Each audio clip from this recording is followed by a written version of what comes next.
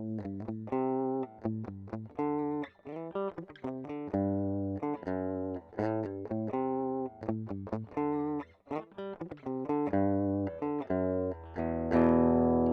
Shredders? My name is Logan, aka Spiderhands, and welcome to an SP Reviews, where today we have ourselves a track from an act named Kansas titled Carry On Wayward Son. And if we switch over to here, we have ourselves a track on YouTube. Now, this is another one of these weekly tracks that I'm listening through that are songs that I work with students. This is a higher level guitar piece, but it's also one of my favorite tracks that I work with. So we're going to listen through the song from start till finish, and we're going to hear what we think.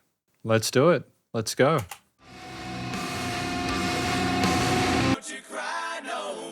Iconic vocals, right? A little bit of sizzle to the guitars. Fantastic shift and groove from the drums. I mean, it's so beautiful, man.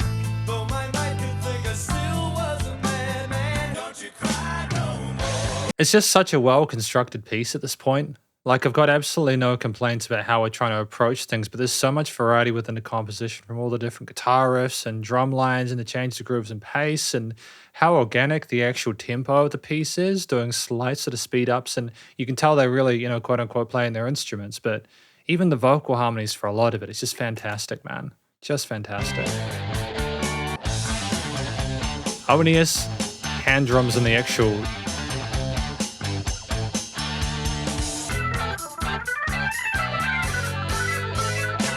I mean, that was just absolutely just nuts.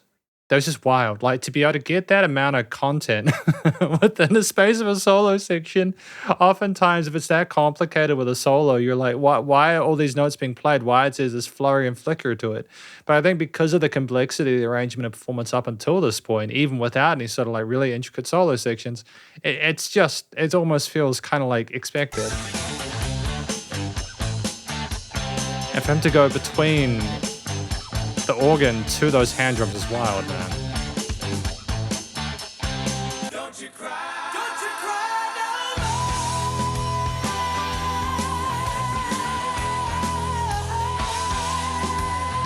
no more. It would have been amazing to see these guys back in the day. Phenomenal vocal fry there.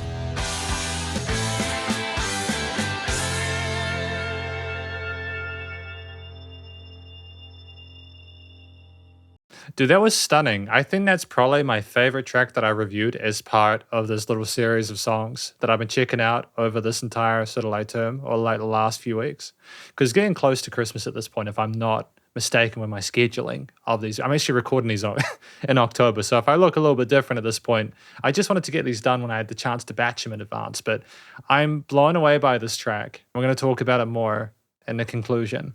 And so welcome to the conclusion of my review of this track from an act named Kansas titled Carry On Wayward Son. Now, first of all, what do we think this track is about? So I think that this song is about someone who has been living a life where they've maybe not had a lot of self-awareness, and they've gotten out of this kind of mire that they've been in, and they're trying to sort of like evaluate and move towards a brighter future. And they've kind of got this internal sort of like monologue that's kind of saying to them, keep going, carry on, you can do this, surely heaven waits for you when you get to it. So I think the impression I get is that it's about someone almost trying to find more and grow as a human being throughout their journey, whether it's their life or like a short period of time.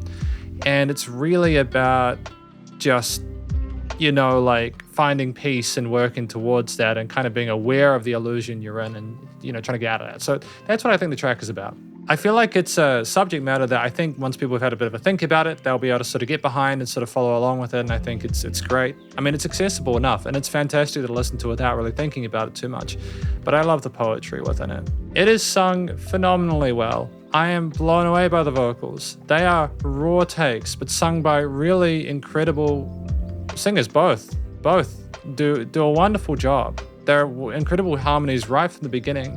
But the main vocalist is just so personable in the way that they sort of just communicate it from that sort of like solo perspective. The voices singing Carry On Wayward Son are the voices surrounding the person. That's the harmony that they hear, that continued message.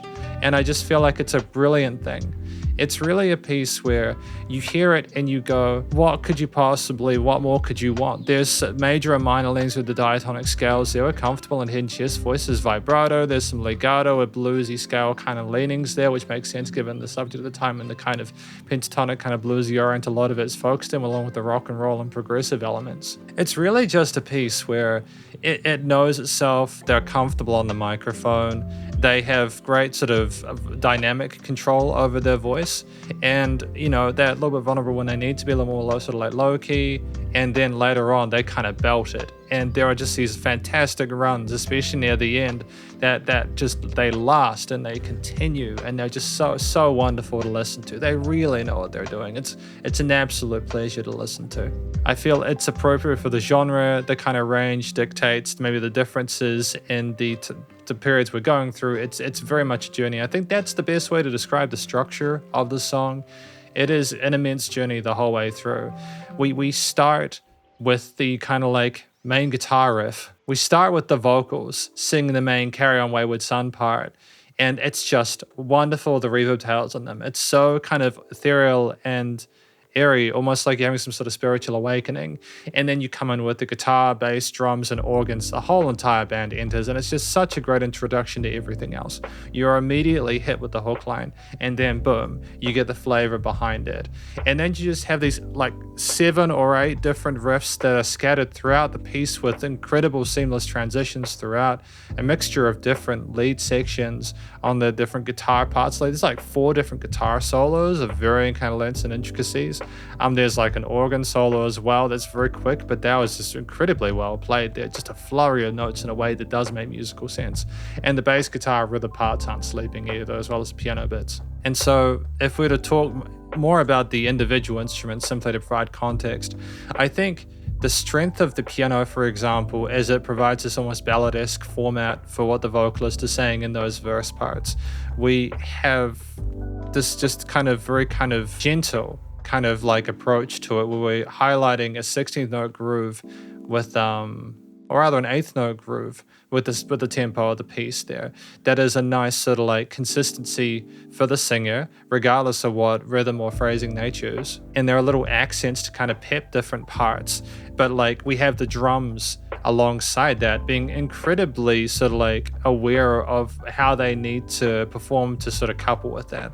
Now, the drums is just an incredible performance all around. We don't have the drums sometimes to allow the piano, for example, to be able to sit on its own and kind of like have space, but other times the drums are either, they've got their mastery of the quarters, eighths, triplets, and sixteenths. There are some sort of driving sort of tom fills there, onbeat and syncopated components there, mixture, like lots of interesting sort of flams and sort of like roughs and rolls. They're comfortable accenting crashes and allowing things to hit and work in their rides there to almost kind of add a swingish kind of feel with it, whilst then moving back into sort of straight 4/4/8s and stuff when they need to in the verse parts. They effortlessly go between swing and straight 4/4, and that's not an easy thing to do. It's almost kind of got like a jazzy influence, kind of like a big band kind of like thing at the start going on there, or like a bluesy thing at the very, like, I know those are very different things. It's just the drums are so diverse, and they're moving between like half time and sort of like normal time as well. And there's like 16th kind of like that kind of like guitar riff there. We have like almost like it becomes even kind of trickier and more advanced, and it's just we're kind of pocketing for a lot of it as well. The drummer knows they need to allow space for other instruments, and I think that's actually a great summary of it. It's clear to me that the drummer can play a lot more complex technical stuff than he's doing, but he understands that it's not appropriate to do that in order to allow space and sort of wiggle room for everything else there. It's a band full of musicians who are incredibly talented, and they know when to sort of like pop off and when to not. But whenever, even if like the tempo kind of changes, or we go slightly quicker, or we go slightly slower, it never feels kind of like a mistake, if that makes sense. It's a very kind of authentic, organic performance of musicians who are playing in the same room, heard each other, and we're making, again, more of an experience rather than a sterilized kind of like perfect product. In terms of the guitar parts, I like the mixture of different cleaner kind of like crispier arpeggios, for example, in the later chorus sections, the kind of bombastic power chordal and sort of like unison bendy elements in the chorus section, like in the intro sections. The lead kind of like the groove of the slides and hammer-ons and pull-offs, and even the main sort of like rhythm riffs are wonderful, and the double tracking is tight. And there's like, again, they're very kind of competent with their rhythm playing as well, comfortable with the main four. We're typically rolling with pentatonics or power chords or like bar or open chord orients there, but the lead guitar is a different beast entirely. We're very comfortable with a lot of kind of like, it's not necessarily shred, but like the huge bends and vibratos there, the hammer-on like legato technique there. It works neatly on top of a lot of the power chord or more complicated harmonic devices, especially with the pentatonic, because there aren't as many clashy notes. You remove those specifically for those. You have the bluesy kind of chromatics occasionally there, and we do play with that, but we always incredibly elegantly both navigate those in a way that's almost kind of like a parent of not knowing to overplay. But then we almost kind of like step out aside from like the layer solo sections, and even then it's not an extended solo. It's like we're taking our turns with our different lead elements there. And there's great use, and there's a different sort of personality, I think, to every solo as well, whether it is the straight 4/4 or the swing parts later in the piece, that keeps them sort of like, again, distinct and purposeful. It's not just I'm playing whatever notes I want here because whatever, or S and Gs. It's okay, I know this part is more staccato with some sort of like palm muted chords on the guitar, rhythm guitars here, as well as other elements. So I'm gonna like do the same thing with my lead pace. So there's like a chemistry and cohesion between those. I think the bass parts, they're a lot more sort of like subtle, but I do think that they were so nonetheless foundational. They provided a nice sort of like coupling for the drum parts whilst respecting the different bass chord progressions and like root notes of the guitar parts there. And they accented when needed be and basically pocketed, I think. And that's kind of what you want a lot of the time with bass, especially in tracks that are a lot busier than this. There might be parts I'm missing here, but oh no, to be fair, it was more active in the verse sections because it had space to, because there was less going on in that range.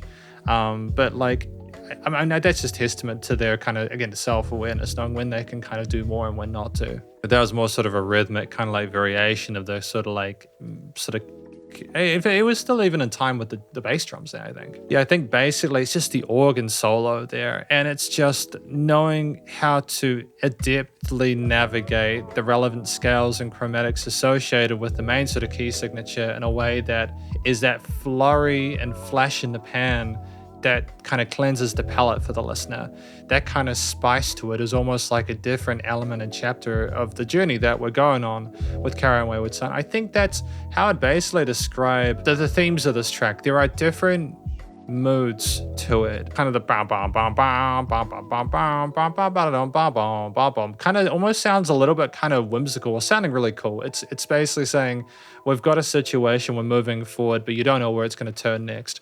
And there's a sense of sadness with the minor leanings of the first half of the verse parts, where it's like, oh, we're going through the difficulties that we have, but then as we lead into the chorus, it becomes a bit more sort of like majorish, and it has like a parallel major, if I'm not mistaken, on like one of the repeats of it. So we're going like sad, happy like that, and then the main sort of chorus parts, it's not over-egging the pudding in terms of like the direction it's going. Like clearly it wants to be a bit more sort of like upbeat, but it's kind of, it finishes on a resolve to a minor, but then at the end it cries out. He goes up, and it's almost like saying, hey, enough of this going sad, we're going to climb up that final part. And it just, with the kind of organ in the background almost seeming like you've kind of reached the end. Maybe it is about death and getting to heaven, and that's the life is that journey, you know? I'm not sure, but either way, it's just, yeah. Different parts have different moods, and the beauty of this track is knowing how to navigate between them in a way that makes sense to the listener, whether they're thinking about it a little bit or thinking about it a lot. And there's a variety of different chord types in here, and we don't just stick to the diatonics, and just in general, the performance is incredibly tight without a note out of place. Studio production is the last thing I'll talk about today, because this has probably been quite a long review. I think especially for the time when it was recorded, this isn't me saying that recordings back then were bad. It's just an incredibly tight recording. I think you can hear all the instruments clearly. There's a little bit of kind of like artifacting or like kind of grit on like some of the guitar takes that kind of peak a little bit, but that was just testament to the time. That's okay. It was raw, it was real. People Again, I sound like such a like 2,000-year-old when I say this, but like people were playing their instruments, and you could just hear they're paying attention to each other. And I think that's what I like about the video is that you can actually see them interacting with each other in a video and just having fun on stage, just having a good time with it, celebrating their existence together. The vocals are not overproduced. They can clearly just they can clearly sing. They can clearly belt what they need to. They can clearly harmonize, and it's a take where they just needed to do it properly, and they did. There were no weird resonant frequencies within the frequency spectrum, and the music surrounded you in the headphones. And I liked how I could kind of feel the keys and how there was dynamic range to it and things weren't too squeezed. There was difference between loud and quiet parts. We weren't trying to sort of make it sound too constant. It gave it life and it made it feel like more of an adventure. It was nice and loud without pumping, so the bus compression and limiting was handled. And ultimately, this is just an incredibly positive review of this track from an act named Kansas titled I think it's Kansas. I think it's Kansas. I'm gonna call it Kansas.